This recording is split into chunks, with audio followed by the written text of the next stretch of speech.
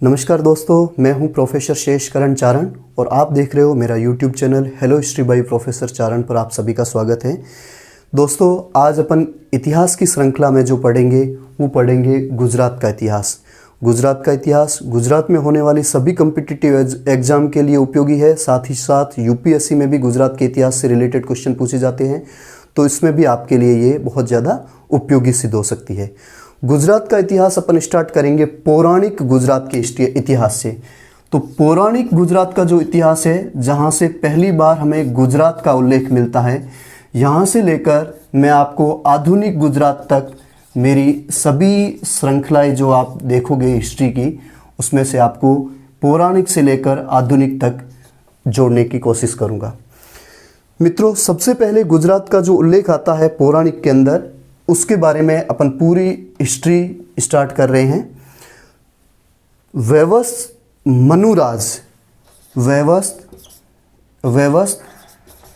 मनुराज से अपना गुजरात का इतिहास प्रारंभ में माना जाता है।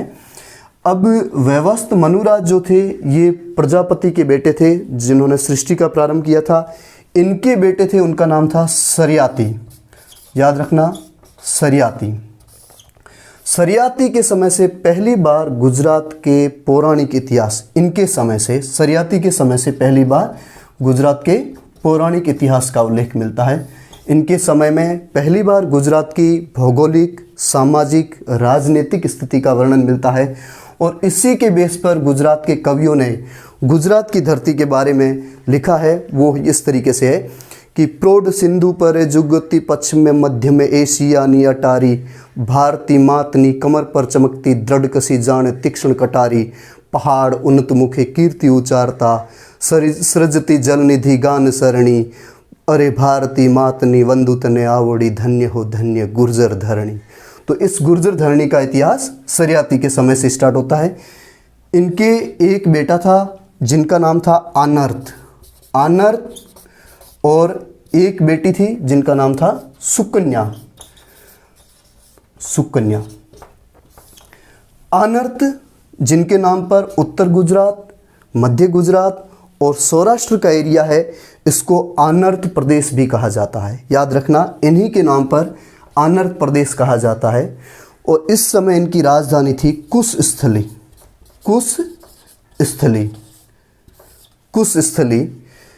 आनंत जो है, आनंत का एक पुत्र हुए थे जिनका नाम था रेवत।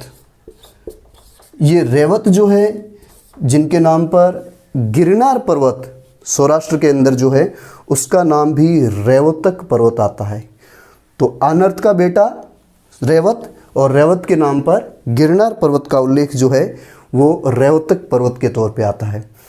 अब आइए सुकन्या की शादी जो है भृगुकुल के ऋषि चैवन से हुई थी। चैवन, इस नाम से आप बहुत अच्छे से परिचित होंगे कि ये जो चैवन है, इनका ये महान आयुर्वेदाचार्य थे। याद रखना, आयुर्वेद के ज्ञाता थे। और चैवन और सुकन्या से जो संतान हुई थी वो हुई थी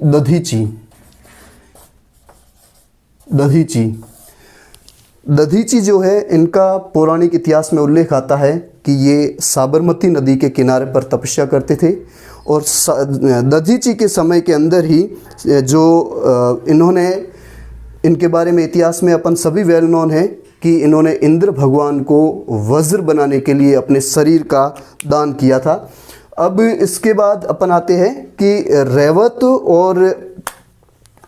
रेवत के बाद जो है इस वंश का अंतिम शासक जो था वो था रेवत कुकुदमी। याद रखना, रेवत कुकुदमी, ये इस वंश का अंतिम शासक माना जाता है। इसकी एक बेटी थी जिसका नाम था रेवती।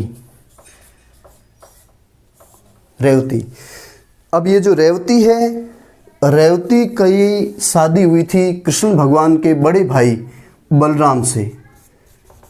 याद रखना, रेवती की शादी किनसे हुई थी? कृष्ण भगवान के बड़े भाई बलराम से।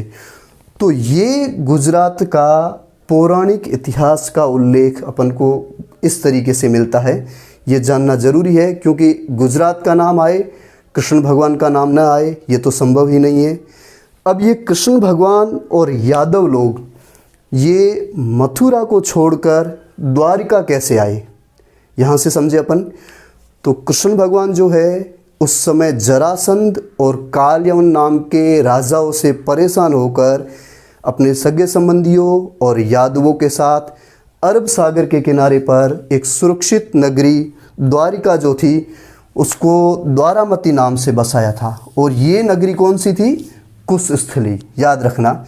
अब कुशस्थली का नाम इन्होंने क्या रखा? द्वारामती।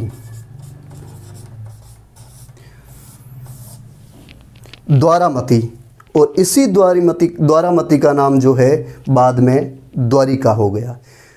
इस जो राजस्थान के एक संत महात्मा ईश्वरदास जी, जिनकी कर्म भूमि गुजरात रही है, उनकी एक पुस्तक है देवयान। उस देवयान के अंदर इस द्वारामती का उल्लेख है कि देवी कहाँ द्वारामती कांची कांसी, देवी सात पूरी परम्मा निवासी, देवी रंग रंगे रूमे रूपे आप रूपे, देवी घृत नेवे दिले दीप धूपे। तो इसी द्वारामती नगरी को श्री कृष्ण भगवान ने अपनी राजधानी बनाया था। अब अपन आते हैं कि ये यहाँ से यादव लोग बसे और फिर इन यादवों का अंत कैसे हुआ। जब यादव लोग हैं यहाँ से द्वारामती से जो प्रथम अपना ज्योतिर्लिंग है सोमनाथ जी प्रभास पाटन के अंदर, तो ये सोमनाथ की यात्रा पर जा रहे थे सब, और गांधारी के श्राप के कारण ये यादव लोग जो है ये आपस में इनके विचारों की विभेदता के कारण आपस में लड़ करके एक जगह आती है बीच में, सोमनाथ प्रभास पाटन जाते समय वहाँ यादव स्थली यहाँ पर आपस में लड़कर मर गए। अब इनमें से सिर्फ कृष्ण भगवान ऐसे थे जो यहाँ से बच करके इन यादवों के आपसी झगड़े से निकल करके सोमनाथ जी के दर्शन करने जा रहे थे। तो प्रभास पाटन जो एरिया है सोमनाथ जी का, वहाँ पर एक जगह है भालका, याद रखना, इसके बारे में कई बार सवाल पूछा गया है। भालका के अंदर कृष्ण भगवान यादव स्थली में, बाकी सारे यादव जो थे वो आपस में लड़के मर गए थे। बाकी जो बचे हुए उनके साथ लेकर सहयोगियों के साथ कृष्ण भगवान यहाँ आते हैं और पीपल के पेड़ के नीचे बैठे होते हैं। इस समय एक जरा नाम का शिकारी उनके बाण मारता है और उसके बाण के कारण कृष्ण भगवान यहाँ पर घायल हो जाते हैं। यहीं से थोड़ा आगे जाते हैं, वहाँ हिरण नदी है, याद रखना, हिरण नदी जो है ये त्रिवेणी संगम है। हिरण प्लस सरस्वती और कपिला। यहाँ कृष्ण भगवान देह त्यागते हैं और इनका अंतिम संस्कार जो है वो इन त्रिवेणी के संगम पर किया जाता है। ये कृष्ण भगवान की अंतिम स्थली के रूप में फेमस है। तो ये तो है कृष्ण भगवान का इतिहास। अब कृष्ण भगवान की राजधानी जो थी, अपन वापस आते हैं द्वारिका के ऊपर।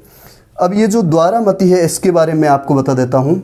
भगवान कृष्ण भगवान का मंदिर बना हुआ है, शंकराचार्य जी द्वारा स्थापित 4 मठ जो है उसमें से एक द्वारिका मठ है।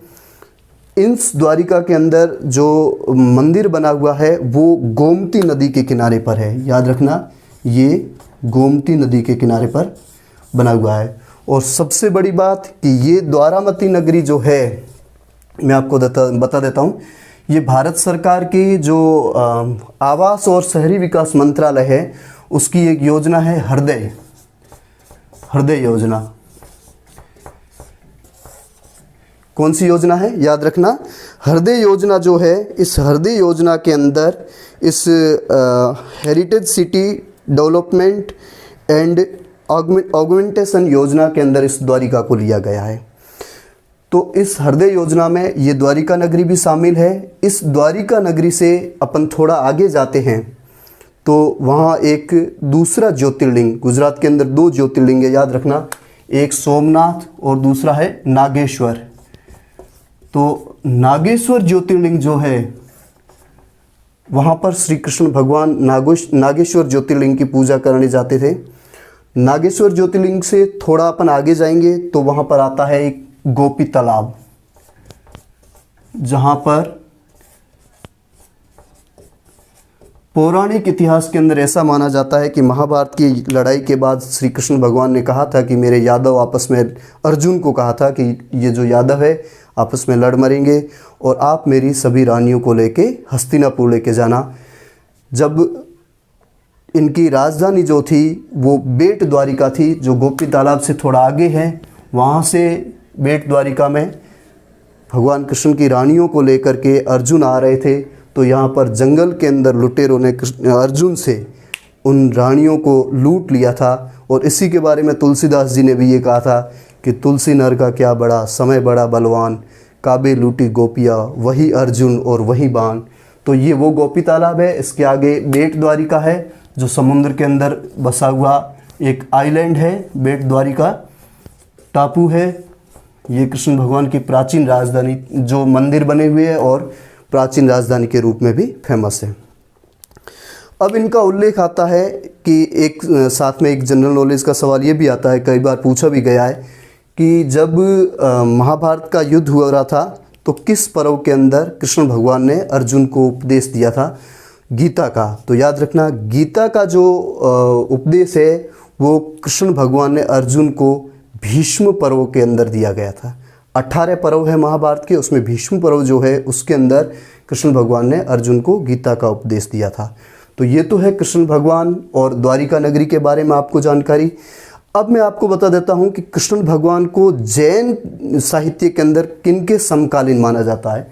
तो याद रखना, कृष्ण भगवान जो है जैन साहित्य के अंदर ऐसा माना जाता है कि उनके जो 22वें तीर्थंकर थे, याद रखना 22वें तीर्थंकर, उनका नाम था अरिष्ट नेमि, अरिष्ट नेमि अथवा नेमिनाथ। अरिष्ट नेमि और नेमिनाथ जो है ये यादववंशी जो राजा थे उनका नाम था समुद्र विजय, उनके बेटे थे। और इनकी शादी जो है उग्रसेन की बेटी थी राजीमती। याद रखना, उग्रसेन कृष्ण भगवान के नाना थे, राजीमती और देवकी इनकी 2 बेटियां थी। तो इनकी अरिष्ट नेमि की शादी किनसे हो रही थी? राजीमती से। और राजीमती कौन थी? उग्रसेन की बेटी थी और कंस भी उग्रसेन का बेटा था। तो राजीमती से अरिष्ट नेमि की शादी हो रही थी और राजीमती की बहन देवकी जी थे, जिनकी कोख से कृष्ण भगवान का जन्म हुआ था। तो कृष्ण भगवान को जैन साहित्य के अंदर उनके 22वें तीर्थंकर अरिष्ट नेमि के समकालीन माना जाता है। तो आज के चैप्टर में ये पौराणिक गुजरात का इतिहास। अब क्रमशः सीरीज में आगे अपन पढ़ेंगे हड़प्पन काल के अंदर गुजरात का इतिहास क्या है, उसके बारे में पूरी जानकारी, क्योंकि इससे रिलेटेड गुजरात की परीक्षाओं में सवाल भी आते हैं, इसलिए आपको ये सारे टॉपिक समझाए हैं। आगे हड़प्पा का इतिहास लेंगे नेक्स्ट सीरीज़ के अंदर। तब तक आप इसको पढ़ना और मेरा वीडियो देखना। मेरा YouTube channel hello history by professor Charan पर आप ट्यूनिंग में रहना और आपको अगली सीरीज़ का चैप्टर इसी यूट्यूब चैनल पे मिलेगा। Thank you.